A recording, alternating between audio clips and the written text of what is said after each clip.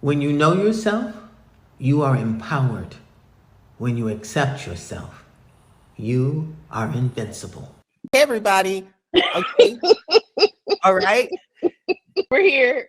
The people who were here early had to listen to me See, sing. I sung Seven by Prince for them because I don't know, I felt moved to do so and show them the dance that I made up as a kid. That's what I did to entertain the people. That's why, don't leave me by myself. okay. Well, let me just say this. It is so much better than if I were to sing. You know, that fifth grade trauma left me with a voice that you don't want to hear. Tell people who don't know about it about the fifth grade trauma. Not everybody knows. Oh, yeah. Well, the reason that inner fitness exists is because in the fifth grade, in the second grade, I knew I wanted to be an actress, and I was just always, I was in one of those schools back east where you have electives, every semester. And so you got a really well-rounded education. Um, and so drama, I knew I wanted to be an actress. But for some reason in the fifth grade, there was a talent show, and people were telling me I should sign up, I should sign up. So I did.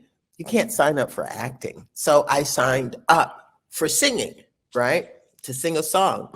And the day of the talent show, I was in PE. I can see it just as clearly in my mind right this moment as the day it happened. And back then,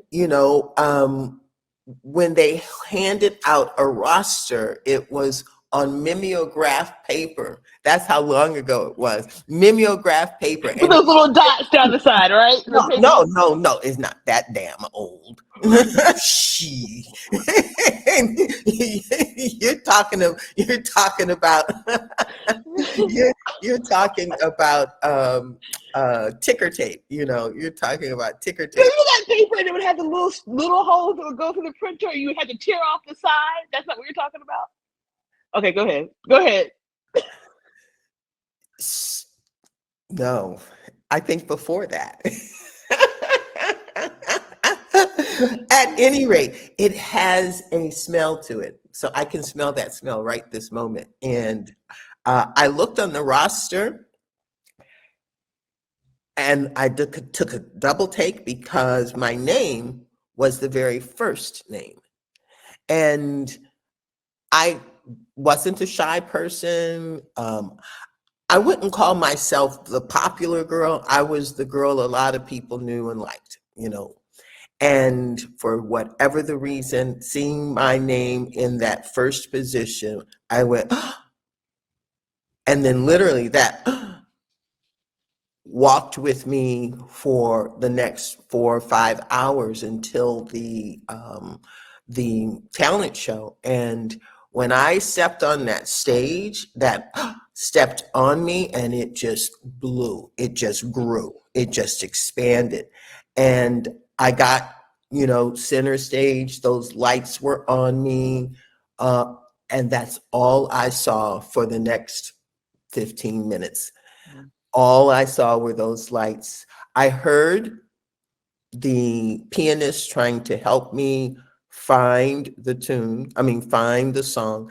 I said Old John Henry one time, and then everything went blank. And, it's a really great example of the surviving self, because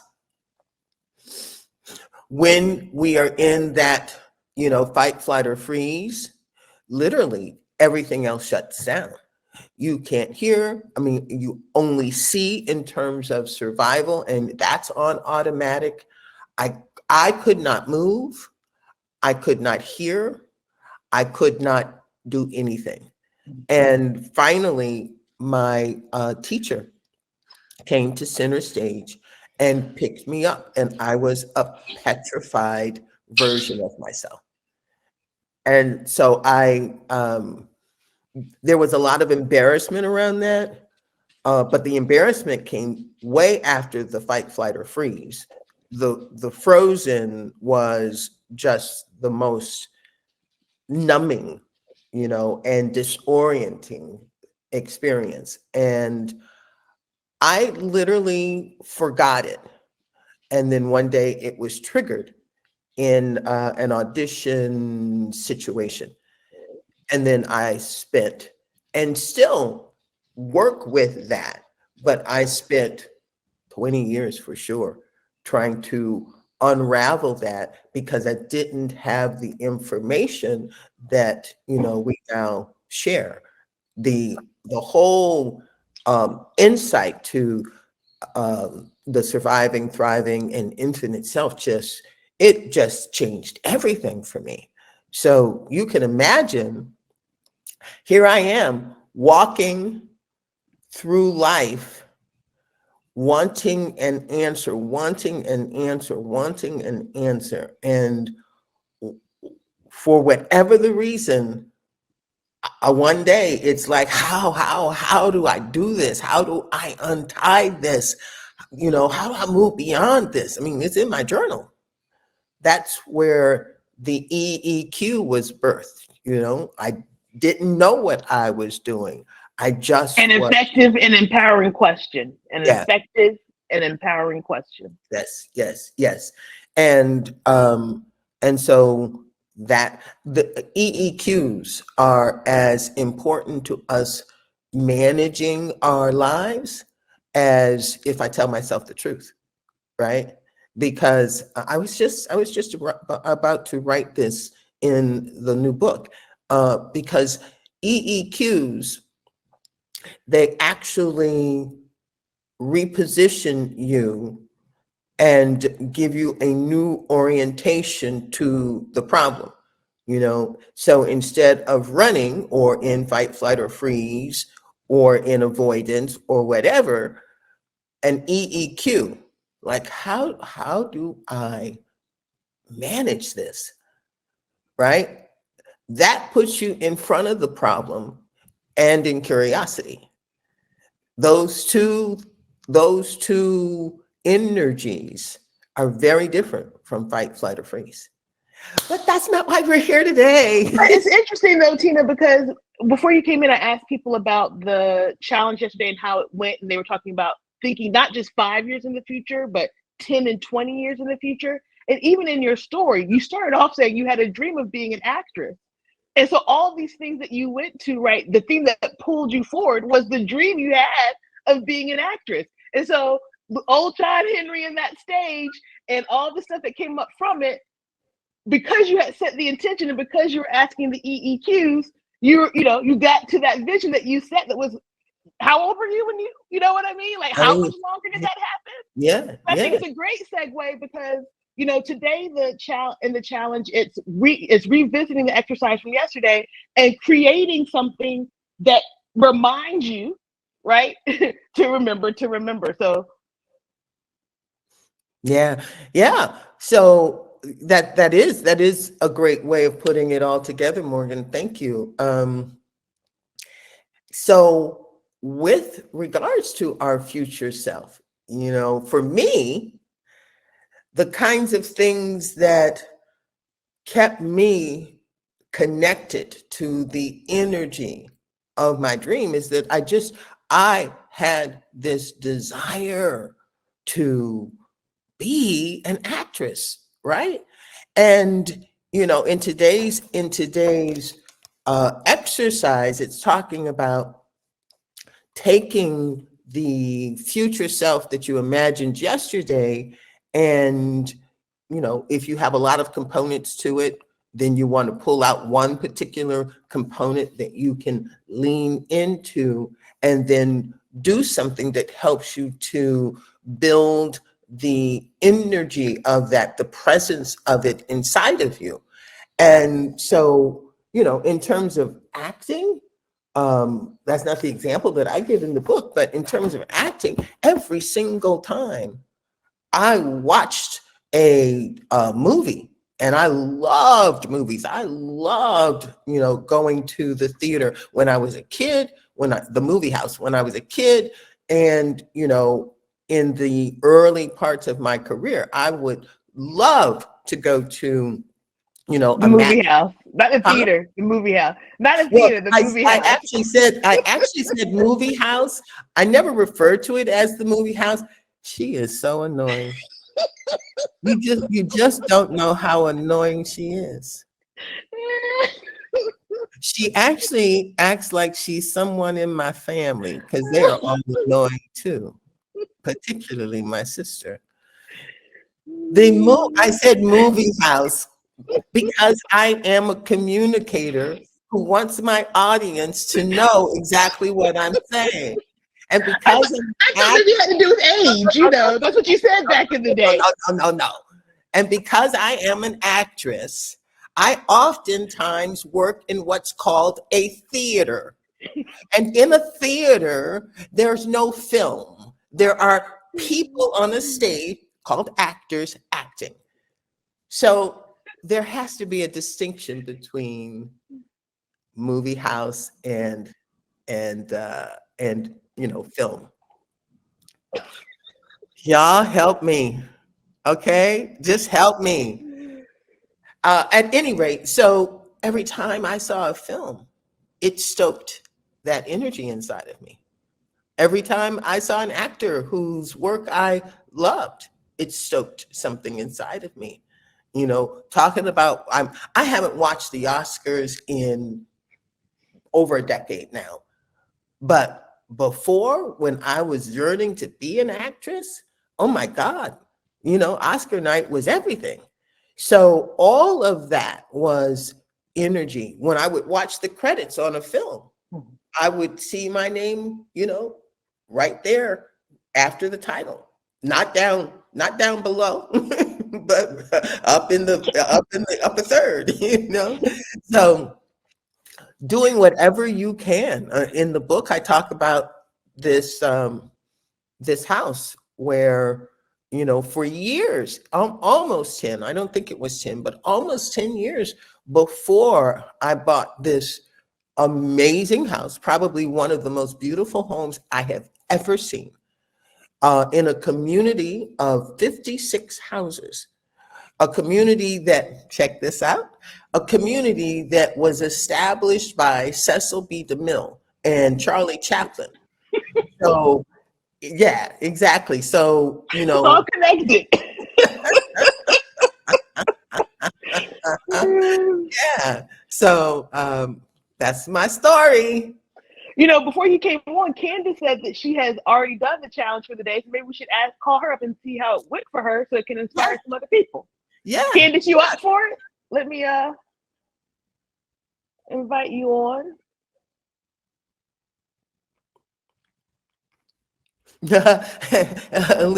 Elizabeth says, I wish I didn't have to watch the Oscars. So while Candace is coming on, here's the reason I'm not interested in the Oscars anymore is, as much as I love acting, acting does not define me, and the business of this business is very different. My understanding of it is so different from my youthful naivete, and there's a lot about the business I don't like. And I'm not trying to win an Oscar, you know. What I still intend to do is to step into the life of a character and honor it. That's the thing that's most important to me. Hey, Candace. Miss Candace, good morning. Good morning. Can you hear me okay? Yes. Yeah. I love I it. see your plant. I see your plant in the back. What kind of plant is that? This one is a good old fake one, Morgan, but I am going to replace it with real ones. Tina, Morgan and I share plant mama history. Oh, that's so nice. Morgan has a very varied past, so I'm sure she could share some kind of history with all of you. But I'm going to be real honest with you. Because I'm in New York City, and because my apartment holds a lot of heat, I kind of thought, right, which is a lie, well, I can't really have plants in here because it's just too hot. But that's not true. It's about placement, right? And so that is aligned with how my life is operating. because it's about the placement. Am I in alignment with this thing? Well, if I am, then I can have that plant. And so Morgan was posting IG posts of her plant thriving and then not so thriving, thriving again, and so on and so forth. And I said, I resonate with that so much because I need some life within my space, right? I need that life because since 2020, there have just been so many losses within my personal life that I said, I'm going to look at this thing differently, right? So I started adding things that were living, that reminded me that I'm living. We need to be nurtured. I need to be nurtured. So I got a plant. And as I shared with Morgan, I neglected that bad boy for a minute. I think it even sits next to a radiator, but yet it was still there. And I said, you know what? I read one of Morgan's posts and I said, you know what? Let me change how I've been treating you. I picked the plant up, I talked to it, and I said, now I don't know how you're still here because I ain't watered you in probably 2 months. You're near radiator. I hardly opened the curtain for the sun to come in, blah, blah, blah. And then I said, you know what? Every morning I'm going to say hello to you. And then I took it a step further and I said, I'm going to give you a name. And I named it Nia after my niece that died by suicide in 2022. And so every morning I go to speak to Nia, say hello, water it, love on it. And my day is just amazing. And I shared with Morgan how there's life. There were new sprouts. I said, well, look at that. And so I've been on a journey buying plants. But not doing that. No. Well, there's just so much. There's so much that I relate to in that story. When I was in my teens, between like 15 and maybe 19, I had about 45 plants in my bedroom. Ooh. And every morning I would religiously with joy and a sense of responsibility, I would wake up like 5:30-ish, to give them early morning sun. And I watered them and I I loved on these plants. And these plants, I mean, you'd walk into my bedroom and it would just be like a little forest, right? Just a little and all the things that you learned, that you care about flourishes, right? That you give time and attention to flourishes. That you love needs time and attention, otherwise it won't flourish. I mean, there's just so many lessons in that. My therapist recently shared a story with me about how talking to your plants, and they did an experiment where they had people talk to the plant positively and they had people talk to the plant negatively. And the plants that were talked to negatively, not only did they die and not do well, the people doing the talking to the plant also noted depression and other issues, right? But the plants that were talked to lovingly flourished and grew, and the people were like so attached and like lit up by the process of the plant. So it's yeah, there's a lot there too. Yeah. In fact, there's so much there that within that is the mystical science, let's call it, because it's showing up. The mystical science, or the science behind EEQs. Because an EEQ asks you to start talking like the universe is present and can hear you. Well, yes. There's no more an important engagement than that. Yeah. So, yeah. And to ask that open-ended question, which opens your heart and makes you available and acknowledges the universe and acknowledges that you have this challenge or difficulty before you, but rather than to be hopeless, you engage in an openness with something greater than yourself. Yes. Don't get Yes. mad about that. Yes. I'd like to say, Morgan, to answer your question, mid-March, it will be 4 years that I've been a part of the inner fitness community.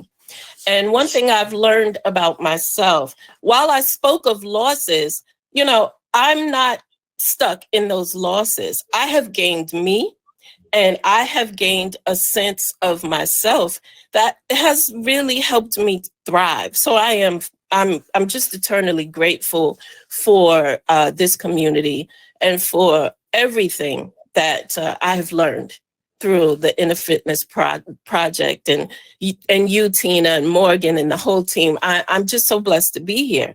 But the other thing I learned about me is I got to write things down. So that's why I'm completed with my assignment for today. But it is a piggyback off of yesterday's assignment. And if I tell myself the truth, and I am sharing this story with you, before I start the story, I want to say I'm in my Alice energy right now. That's my mama, and she used to wear these hats. And so when I'm wearing these hats, I'm completely being in my mama's energy. And so what I'll say, she is going to be 92 in May.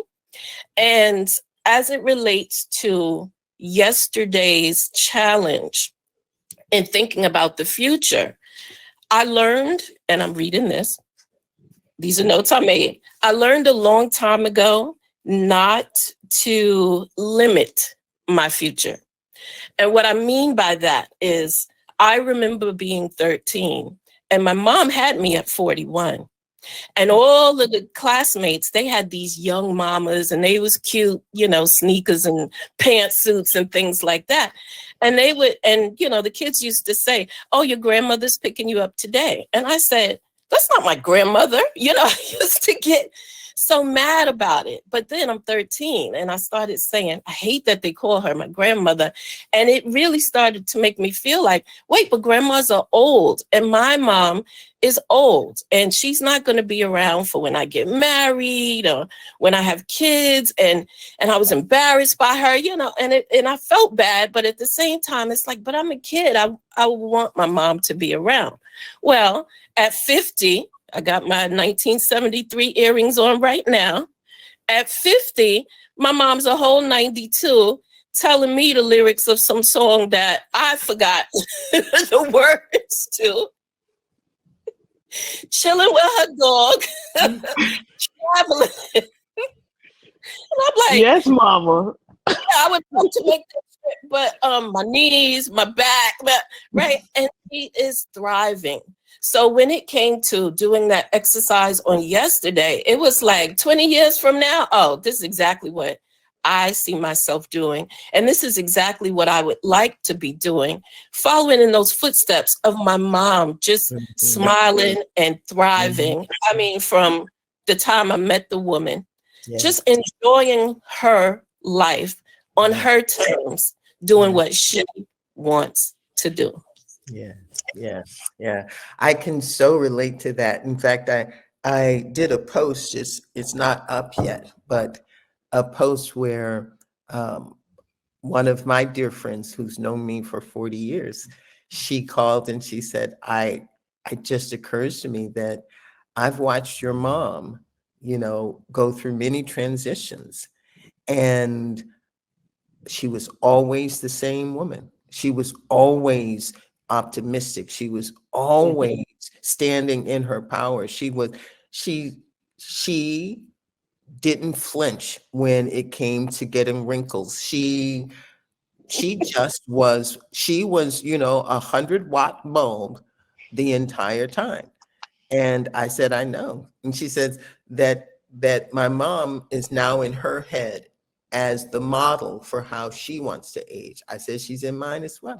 So I Yes. know what you're talking about for sure. When you were Yes. talking, Tina, it reminded me of what Gretchen said yesterday in Phoenix Rising. Let your light blind. Don't let your Yes. light shine. Yeah. Let that light blind. Yeah. Oh, Yeah. that got me yesterday. Yeah. Yeah. Who said that? Gretchen. Yeah. There were a couple of things in Gretchen's share that we should pull out, as quotes and a tribute to her because they were really great. All right, let's see. There's what are folks talking about? I think I was that going to say we said we were going to do 10 minutes, Candace, and it's yes. already been a half hour. It took me 10 minutes to get on. Your apologies. It took me 10 minutes to get on. Then you did 10 minutes of talking about my my childhood trauma, and then we left you 3 minutes to talk. No. But we thank you, and everyone, go find a way to put your challenge to work. Now, you, Candace, you had the experience of sort of doubling down on yesterday's exercise by, having the feeling of your mom and her wonderful way of aging already in your body. But for those of you who have a dream and a future that isn't already sort of resonating in your body, you can do things like, where that house is concerned. In my example, I went to open houses. I walked through those houses and got the feeling of what it would be like to wake up in the morning and have this be mine, to go shopping. You don't have to buy anything, but go shopping for your living room. Go shopping for your future living room. Look at You know stand. what's great for that? You know what I love for what I do? Pinterest. Pinterest, because you can put all of your ideas up there and go back. And when you want to tap into it, you go and you see your vision boards. I'm a techie person. I don't like anything like tactile. So I love Pinterest for that. Yeah. So you want to just make sure that today you do something that puts your future in your body, right? Not just in your head thinking about it, but in the feeling in your body. So figure out how to do that. Call a friend and detail it, talk it out. You can even write it out in your journal, but living it is just another way of saying yes to it. Thank you, Candace, for jumping on. And I guess, do you just want to say bye for now, Tina? Yeah, I think we say bye for now and see you tomorrow morning on time, so. And so fill out the survey. If you're seeing this video, fill out the survey. We put up a survey about what time works for everybody to drop the material. So whatever answer has the most responses, that's where we're going to drop the content. But we're going to be here, at 7:30 Tomorrow. for most days? Yes. Now, and here's the deal. Because we are creative, resilient, empowered to choose, whole and worthy, I was not intending to walk all 30 days through this challenge live with y'all. That was not the intention, right?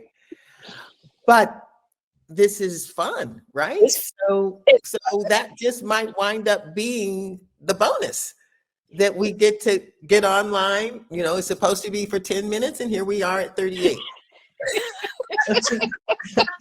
So we'll see. But tomorrow we'll be here at 7:30 Pacific, right? Yeah. Which is 10:30. Wait a minute, that's not right. We shouldn't make it. We shouldn't. No. We shouldn't do 7:30. No, tomorrow is Monday. Yes, ma'am. No, so tomorrow we're here at 7. Yeah, we're not going to do it at 10:30 Eastern. I'm having a fight with my partner in front of the world. No, we're not doing that. I communicate so much with my face. I don't have to say a word. We're not doing that. We're not doing that. So 7. Yeah, 7. Okay. Candace, thanks for being our mediator, and we'll see everybody soon. Blessed day to all. All right.